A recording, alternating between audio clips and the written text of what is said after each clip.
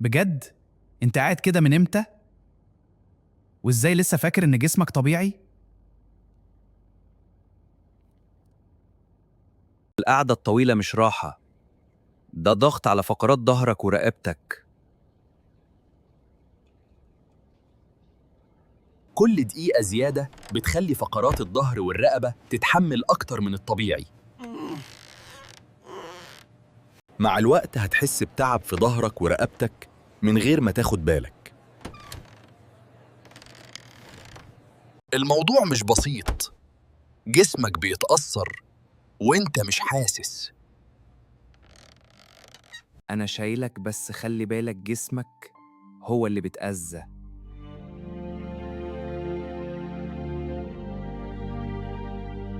الحل بسيط. قوم اتحرك كل شوية.